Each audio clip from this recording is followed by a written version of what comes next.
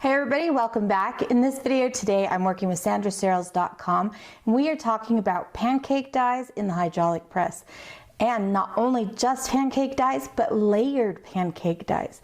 That opens up a whole new world and makes your designing even easier. Let's take a look now. Now you all know that I love to make layered pieces. It's something that I've done for a long time, and it hasn't always been as easy as it is right now. So as you can see, I've got two different pieces and I'm going to show you how to make both of these pieces today. But notice that each of them have multiple layers. So I have one that has 3 different layers and then another that has 4 different layers. Very different looks. Some of them I have formed and others I have just left flat, but I've textured a little bit for some interest. When we are looking at a pancake die, it's called a pancake die because they're flat. And basically they're just cookie cutters that cut out a flat piece of metal. So in this case, we've cut out a flower. Now, the thing I really like about these pancake dies is that they are nice and crisp, and also they're open and ready to go. Now, people have asked, like, what gauge or what thickness are these pancake dies? Each die is 11 gauge, which is approximately 2.3 millimeters thick. Now, one of the things that I really like about the sandrasearles.com website is that it actually gives you some layers to choose from. And she's already put these together as sets, but you get to pick and choose which one you purchase. So for this set, this is the LAY 701, and there are 3 different layers that go together. The second set that I chose for this video is the LAY 705, and it is going to feature 4 different layers, all different sizes and shapes. And when you choose to purchase an entire set, there is a 5% discount that is applied.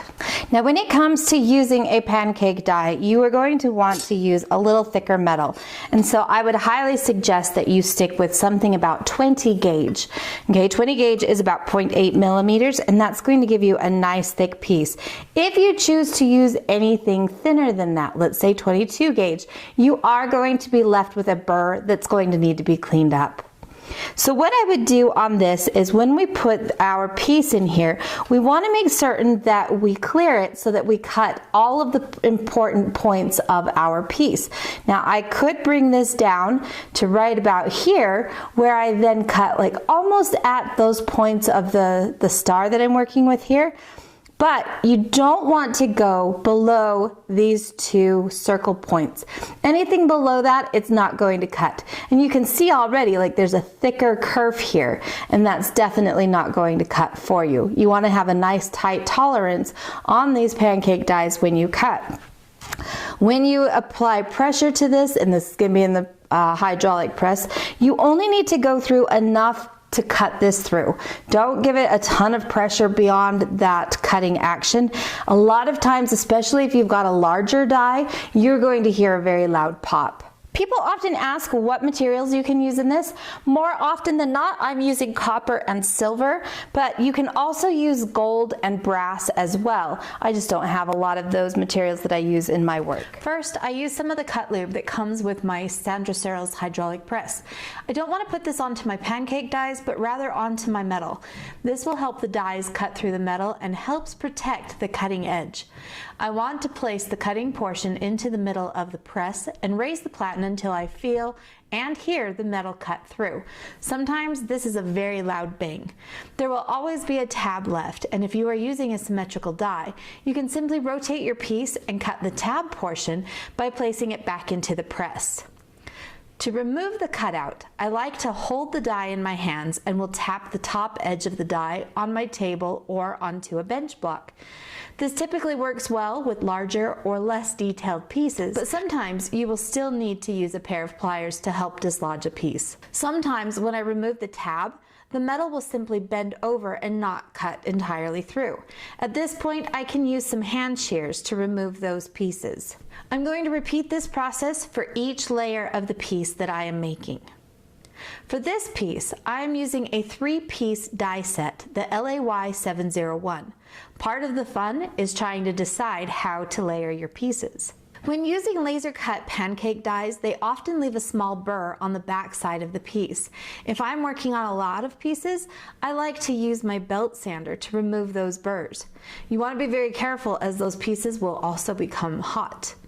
Once the burr is removed, I smooth out the surface with an abrasive wheel on my polishing arbor. For the top piece, I've decided to use 5 tube settings, 1 in 6mm and 4 in the corners that are 2mm each. I use a paste flux for everything. To help distribute the heat a little bit, I also like to suspend my piece on top of some pieces of a solder board. I also use the flame to dry the flux a little bit. This will help keep the solder from bubbling out. I want to be very careful to not apply too much heat to the settings as they are more likely to melt, so I want to heat the piece from below. Once the solder has flowed, I quench and place it into an acid bath to remove the oxides. Meanwhile, I solder the next 2 layers together. Once again, I place the flux and solder onto the bottom piece. Then I will take the top piece and layer it onto the bottom, sandwiching the solder, and once again, using the boards to hold my piece up a little bit to allow for that heat to come in from all directions. You can tell that the solder has flowed when the top piece collapses onto the bottom. Once again, quench and pickle. Now that everything is clean, I'm going to solder the top layer onto the bottom too. I follow the same steps as before. Again, I want to bring that heat in from the lower layers. This time, I'm simply going to lift the piece with my solder pick to heat from behind.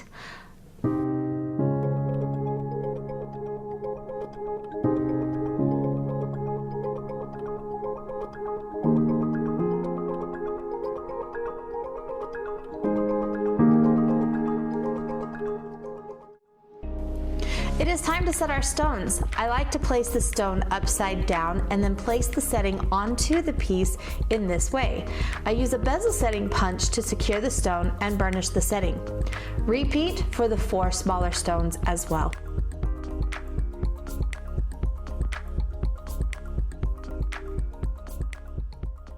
Sometimes I will also use a sticky pick or beeswax to place the stone.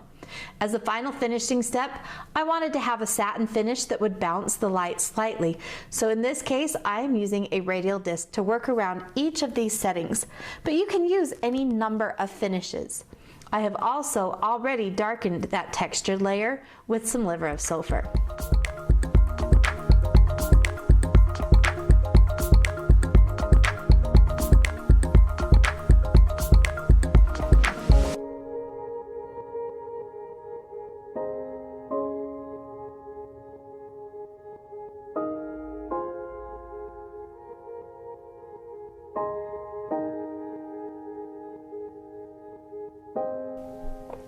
Next, we will use the 4-layer set LAY 705. I will follow the same steps for cutting out the shapes. When we use an asymmetrical shape, we cannot use the die to remove that tab. So here I use a marker to identify where I will cut away the tab. This is simply done with a jeweler's saw. I can also use a file to remove the burrs, or I can head back over to the belt sander. Now that each of my pieces have been prepared, it is time to texture them. I use a sharp texturing hammer to give a little bit of interest. I don't want this piece to be flat, so I'm also going to use a riveting hammer to knock some grooves into the edge of a 2x4 cutoff.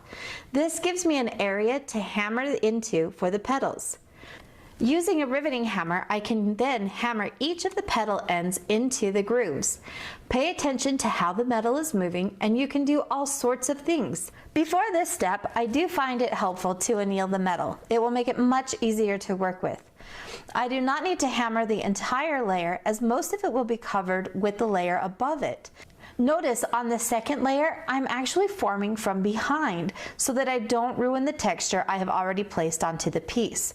I will use the flat face of the hammer to bring the center section down a little, as it currently sits quite proud. After forming each petal, I will place it onto the one before in the stack to make sure they fit together nicely. Hammering each of these layers will also give each one quite a bit of strength. Once all the petals are formed, I use a dapping punch to remove some of the empty space between each layer in the center.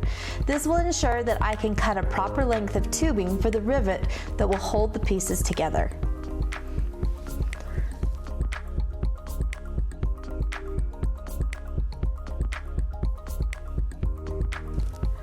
I'm going to use this hand punch to place a 5/32 inch hole into the center of each layer.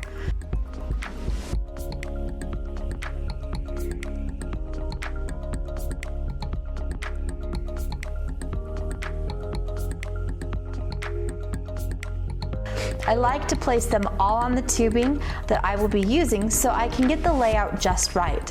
It also allows me to mark how long to cut that tubing. The tubing needs to be about 2 millimeters longer on each side of the stack.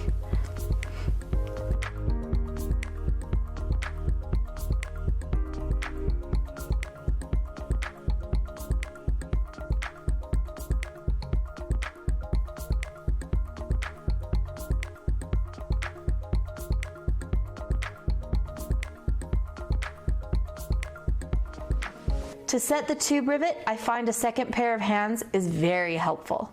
Place the rivet onto the ball of a dapping punch. Using the center punch, flare one side of your rivet. Then flip it over and repeat. I continue to flip and flare until the rivet can be finished off with a small hammer. Once completed, apply any desired finish or patina.